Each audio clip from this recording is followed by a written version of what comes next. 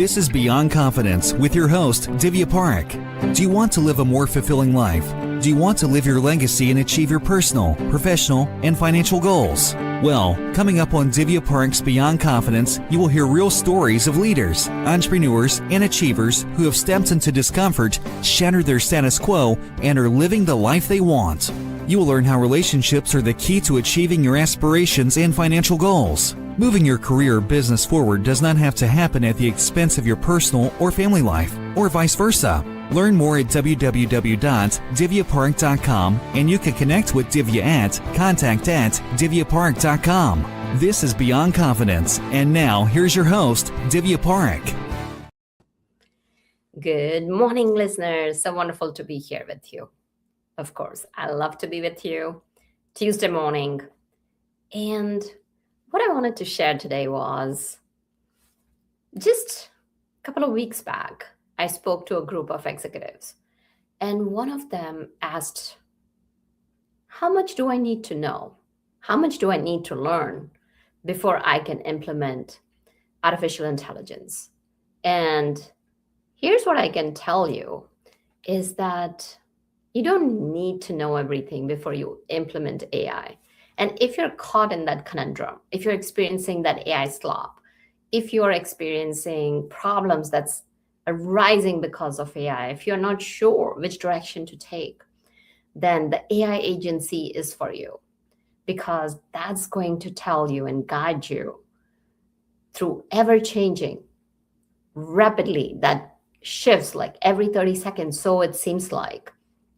It will guide you through how to social proof, how to future-proof your career and your business. So thank you for those who have got our books, because part of our proceeds go to kiva.org. So go get that, the AI agency, and open up new opportunities.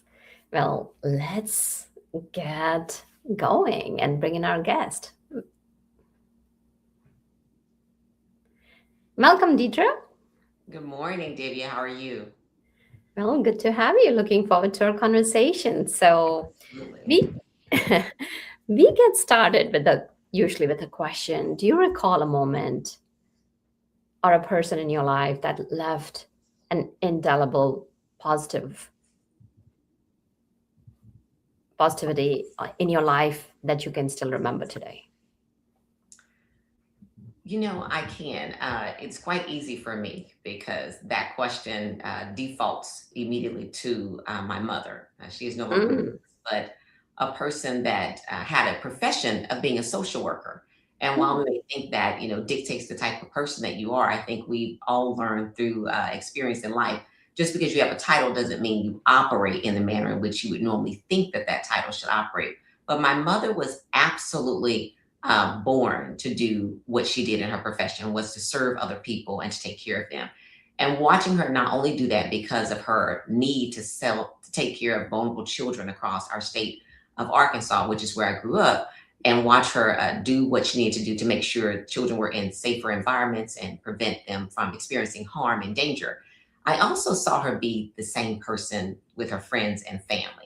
And she was always that person who was looking for how she could make someone's day just a little bit brighter or make their load just a little bit lighter. And so I would say immediately that has left an indelible mark on my life, but also shaped the person that I have become. So beautiful. How could she make somebody's life lighter and brighter? That is so powerful. And to have a role model like that, it's wonderful to have that. Yeah. So as a young girl, did you have any aspirations that, I want to become this when I grow up, or that? I did. I had a traditional thought process that I was going to become a medical physician.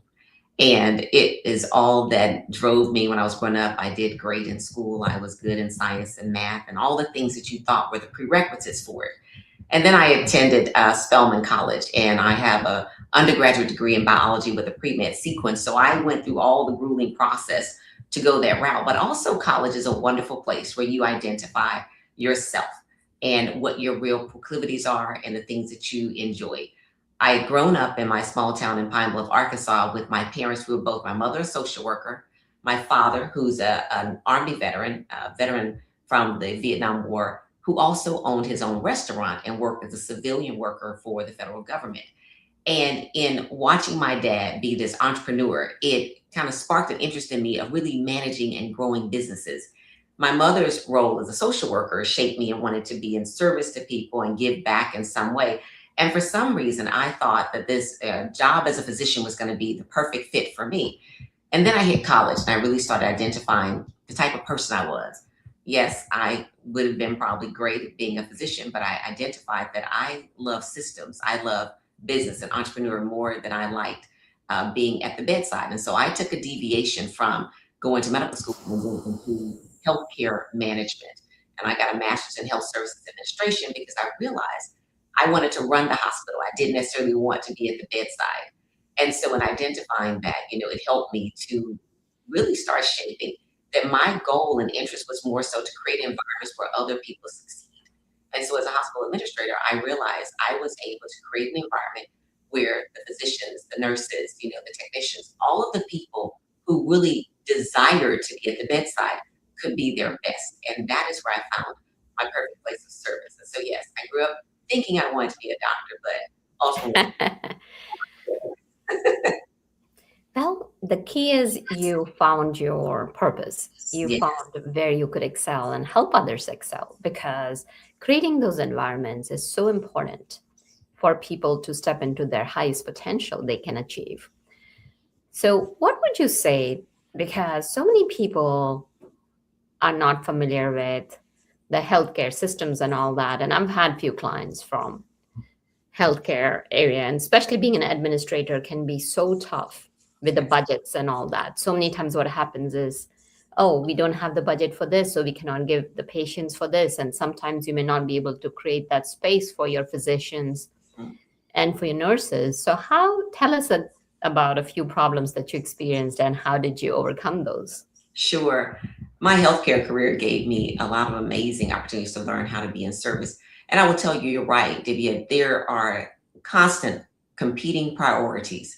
We were a teaching medical college, and so we had not only the goal of practicing and providing healthcare services to the community, we had the task and the responsibility, a wonderful responsibility of teaching the next generation of healthcare executives and healthcare professionals. And so in that, we had a lot of things that come to mind when I think about ways in which I had a challenge to overcome.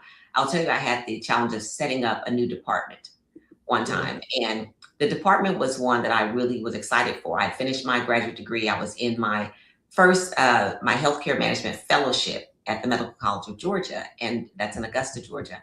I was trying to create what was called a patient transport team. I had gone out to do some research in California and other places to learn how these transport teams were helpful to the care staff. Most of the time, back in the old days, and I'm not sure how every healthcare facility is located, it's established or set up right now. But I will tell you, our patients moved about because we had either whoever was available to move them down to X-ray to have an X-ray done. And if it was the nurse or a tech or an LPN or someone, we decided to design a dedicated team that was responsible for all of the patient transport, all over the hospital. And in doing so, it was a pretty daunting task for us to get the hospital designed by zone, set up the technology, train the staff, recruit the team. But we were successful in it because it was one of those things that we saw that gave time back to our nurses and our other technical staff to stay in their places versus moving patients around the hospital, like, human taxi cabs. And so that department, it was a bit of a challenge getting it in place, but I will tell you the reward was so great to see the appreciation from the staff of having that support team now there to support them as they gave care, and also the patients for making sure they got to and from their ancillary services in a timely manner. And so those healthcare days gave me a lot of opportunity to see where we could be in service to our staff and make things better also for our patients for sure. Yeah, no, that is such a powerful thing. And what stood out for me was that you looked at long-term gain versus at short-term cost. And so many organizations, what happens is that leaders are focused on short-term cost, that, oh, this is going to cost us too much. There's reporting and all that. Of course, you have to answer to the your board of directors and your leadership team. But even with that, pushing through it. So there are times what happens is that leaders fail Yes. and employees stop trusting. So how can leaders turn that around? I will tell you, when you think about turning it around, I'll say it brings to mind an example of something I experienced in my career. It was not in my healthcare days. It was actually in my housing advocacy days. I often think sometimes leaders who command authority usually rely on the structure around them, their title, the organizational chart, and the consequences of someone not doing what they told them to do.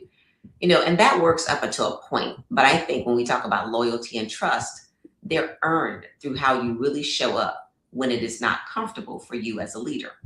And to answer your question, probably I think about when this thought process changed for me. If we were in the middle of the mortgage crisis, the early 2008 timeframe, 2010-ish, and I was serving as chief operating officer of the Neighborhood Assistance Corporation of America. We were the largest housing HUD counseling agency in the United States. And I led that organization and I had about 500 staff members under my span of control. And we created what we call the Save the Dream events. And this is where we would take our organization and take hundreds of staff around the United States, and we would set up in major convention centers in different places. And we would bring together all of the banks and lenders and struggling homeowners who were facing foreclosure. It was a really daunting task, and these events were huge. We were met with no less than 25,000 people per city throughout the number of years that we traveled, trying to help provide some service to families who were really facing dire situation. And one of the events I decided to stay after. Our local offices usually had about 3 to 5 people in each one of them. And so when we would bring, several hundred staff to the city, we could process and triage and work through a lot of files at one time. But when that staff had to go back home, to their normal location of work, it would leave a large book of business behind for the local team. I ended up deciding I was going to stay behind, just kind of help them see, the aftermath, the fallout, and what happened. I got there thinking I was going to just stay with that team for 2 or 3 days, and it ended up to being 2 to 3 weeks. Because every morning we would come in to families who had been sleeping in their cars overnight, waiting to get into the office to give us a chance to help them stop their foreclosure. And it was a tremendous amount of work. And I thought about the fact that I just stayed. And by the time we finished and we had designed a triage system, we had put some remote office support help in place so our local teams did not feel the weight of those families who were lining up every morning for help. It made my team look differently at me as a leader. It taught me a lot because I had a chance to get in the trenches and learn on the fly how we were going to address something that we had not planned for. We planned to fly into the city with several hundred staff, set up an event for 5 days, and we planned to go home. That was our plan, Divya. What happened was we realized we needed to address the need, and my staying behind garnered more loyalty and support from my staff, not because I was there giving out orders, but because I actually rolled up my sleeves and helped them and worked right alongside them to figure out solutions. And more importantly, made sure the people who were there for their help saw that I was there to make sure we put the things in place necessary to help those families and help my staff not feel completely overwhelmed. And I think in that moment, I learned that you really earn the right to lead people when you demonstrated that you're invested in their well-being. Before you ask them for something, before you need something from them. When you lead that way, I think the loyalty is not manufactured. I think it becomes organic and it can grow. Absolutely. So powerful that you, so to speak, got dirty. And there is so much power in that because when you're in the day-to-day run of the mill of the things, then your employees feel like the leader is ready to not just go ahead and spit out orders, but they're willing to work side by side. Yes. Head to head, shoulder to shoulder. And of course, I'm sure you can guess my next question is that what was the outcome for those families? Oh, tremendous. Each mortgage modification that we did at NACA, there was no silver, bullet for just how to nail it. Every one of those families had a different circumstances, whether their incomes had changed, they had lost a major breadwinner in the family, there had been, some type of separation of, the couple. There are various reasons why people were facing foreclosure. And a lot of times it was job loss and other things. We allow people to help think creatively about ways in which they could get afloat. But more importantly, our organization negotiated loan Mm, modifications based on terms that were beneficial for the family. And we had designed a system where we would look at what they were currently earning. We would identify what we called a waterfall, which is a series of questions and routes and if this, then this type of scenarios that would lend us to getting them to one of our best negotiated terms. One of the best things we were able to do is bring people's interest rate down to 2%, cap the arrears, which is all the back payments, and put it on the back end of the loan, and give these people life again, give them a chance to breathe again, and give them a chance to reset their mortgage payment so they and their families and their children could stay safe in their homes and have a chance to get back on their feet, whether they needed time to find a new job or needed time to do other things, or find ways to maybe get a person who rented out a room. There was so many different ways in which we saw the resilience of American families during those. It was probably about 9 or 10 years that we traveled doing these events, and they were amazing. And yes, the outcomes for many people was tremendously positive.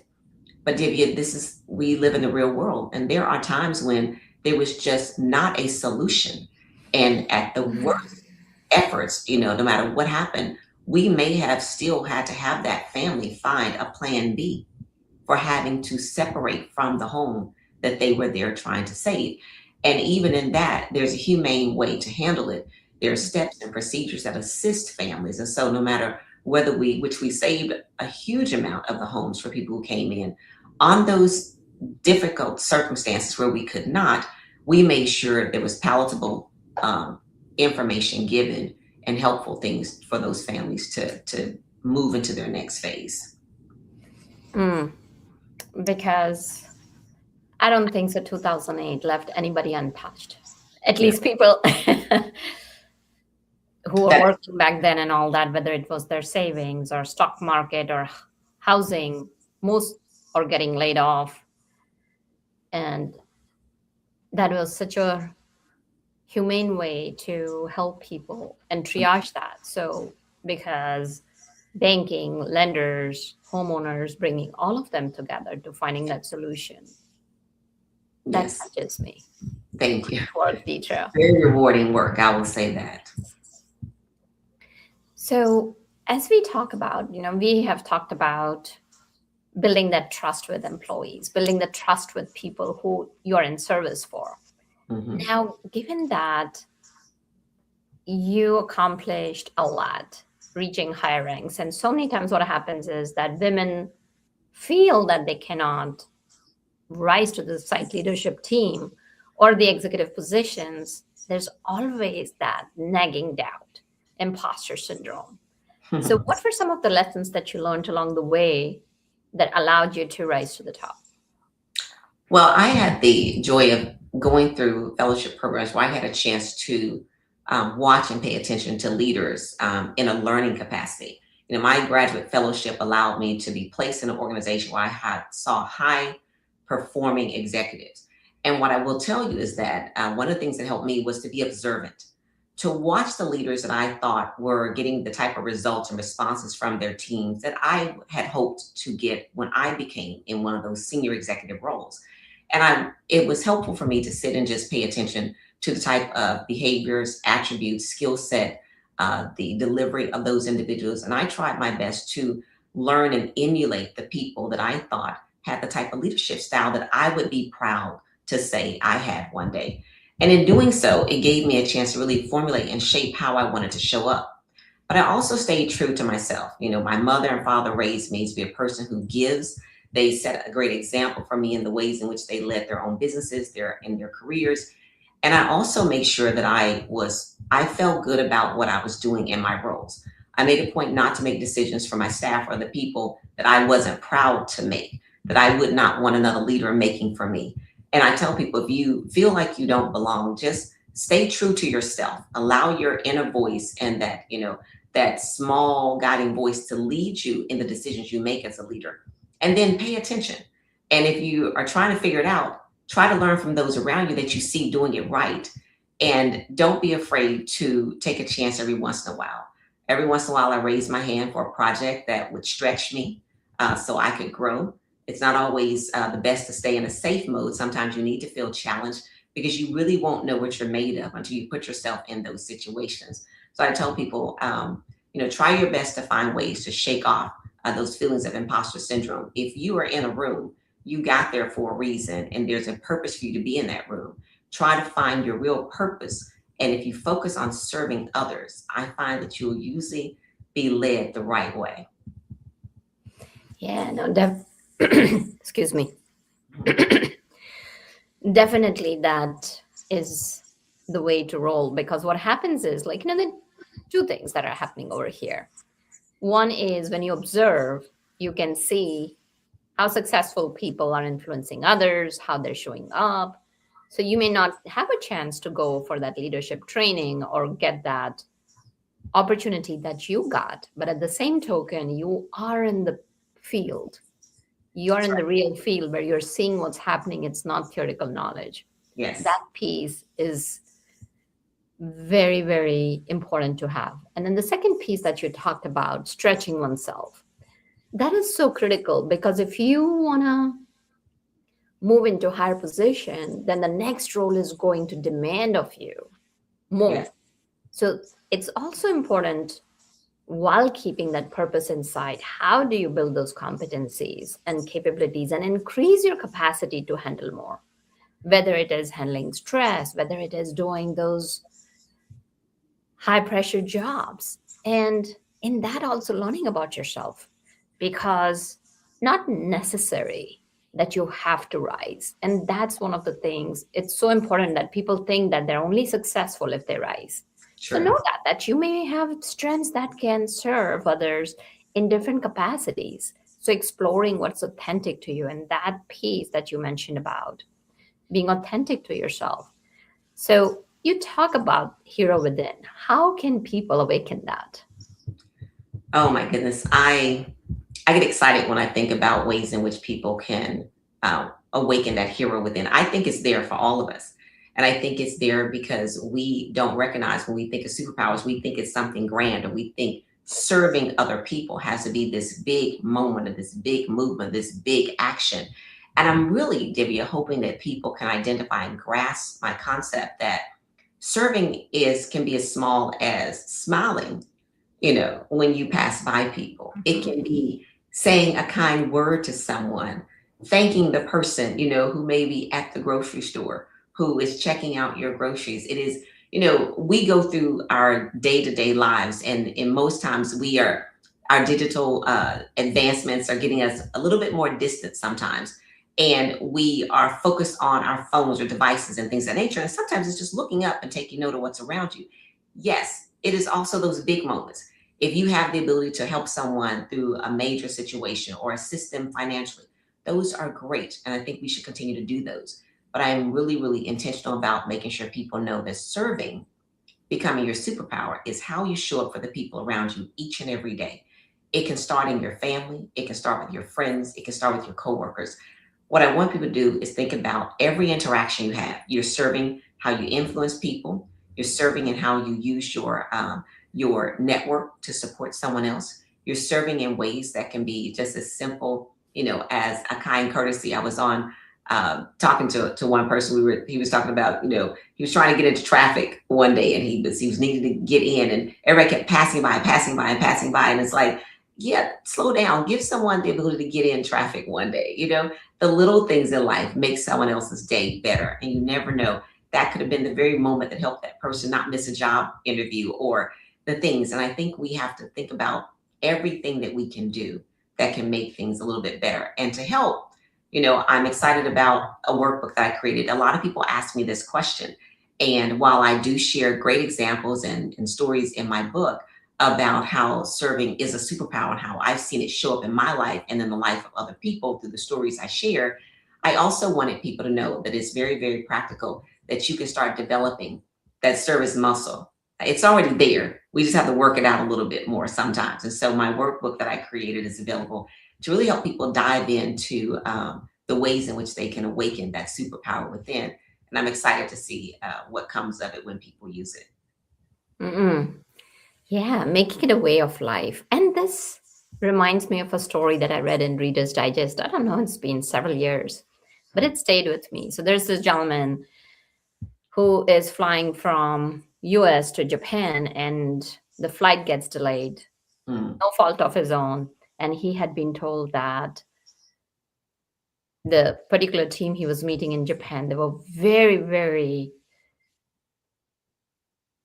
punctual and respected people being on time. And he had kept a day in between. So he had done everything he could have done to humanely be there on time, but flight got delayed and he got out of the plane and there was just little time. So he couldn't change his clothes. He's all disheveled.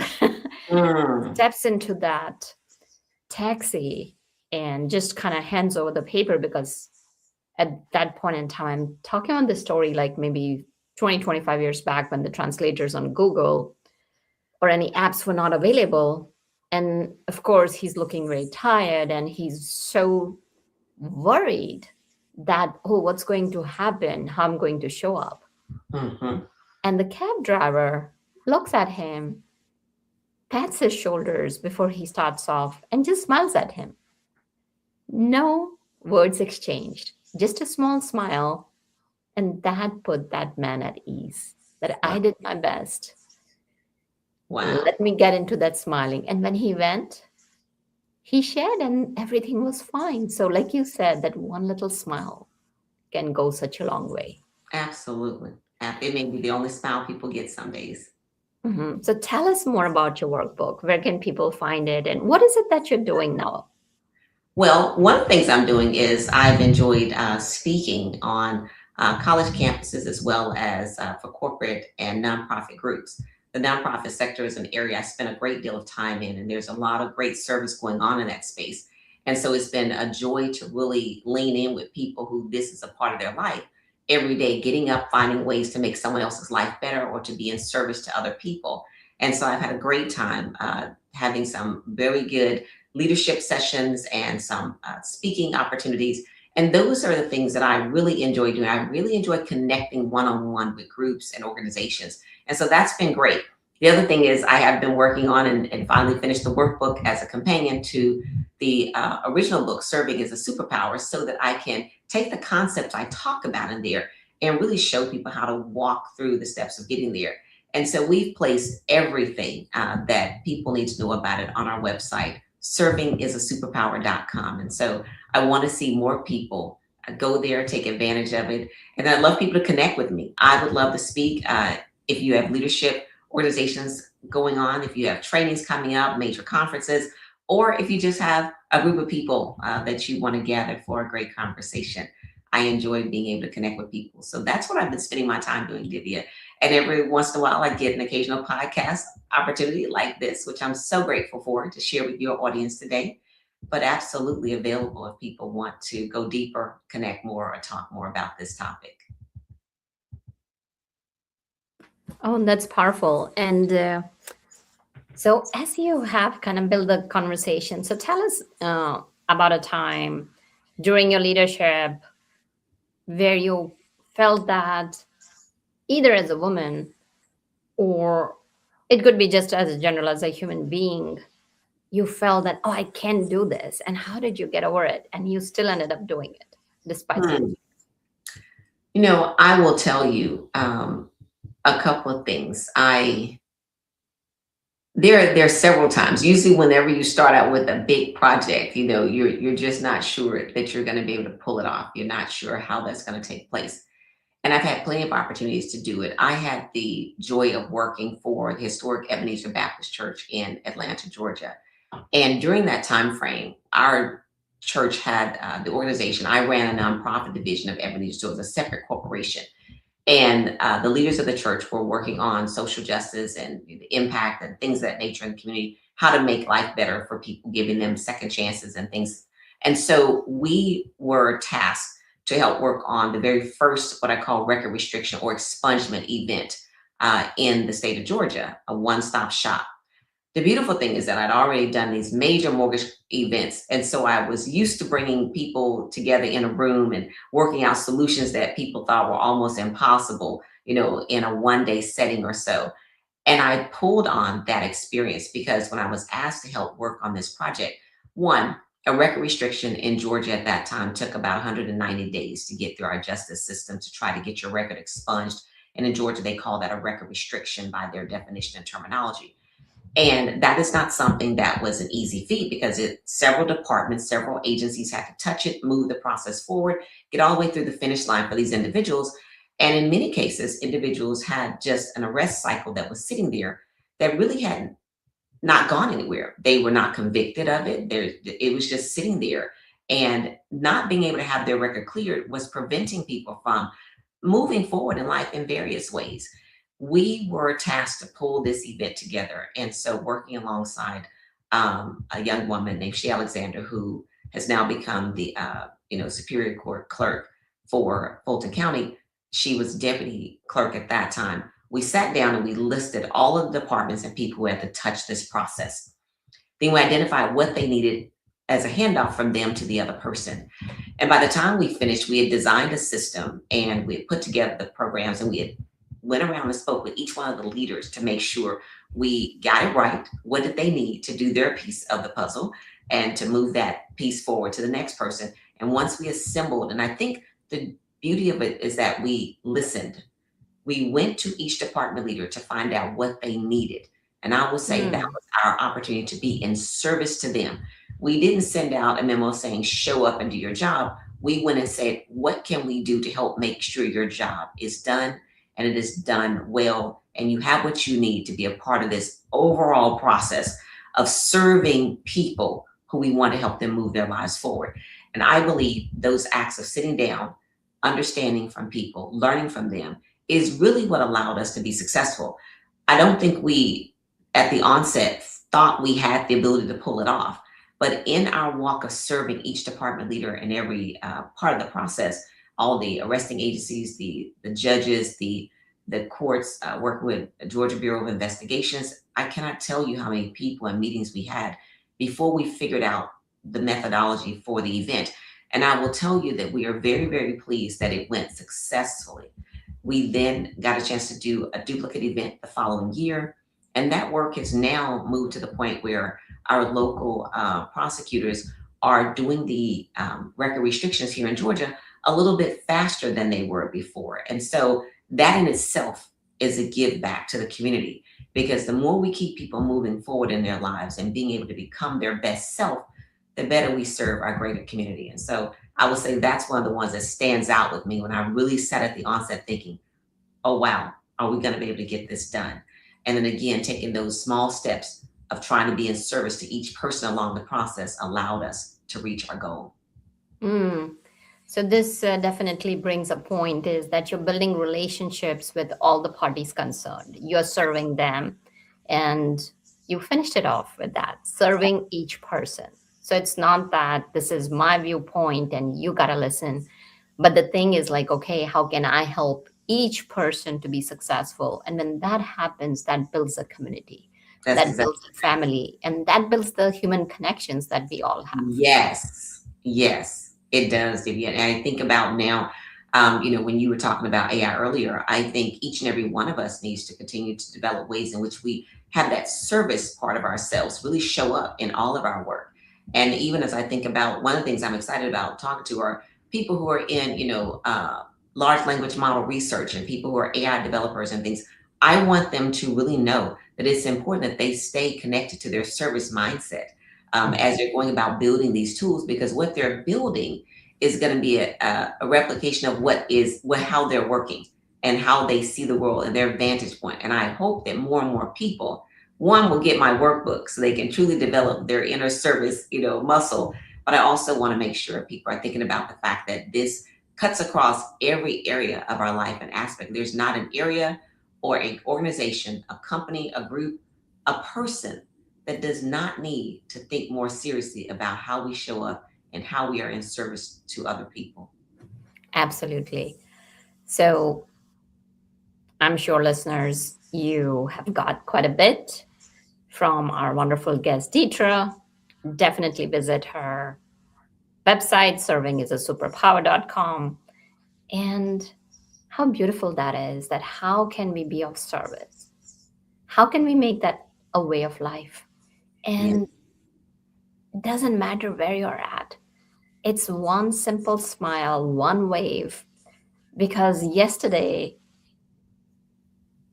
I was at some place and I think so I was in a parking lot and there Hmm. were two little kids. They had puppets on their hands, like probably like 7 and 9 years old, and they had puppets on their hands and they were waving.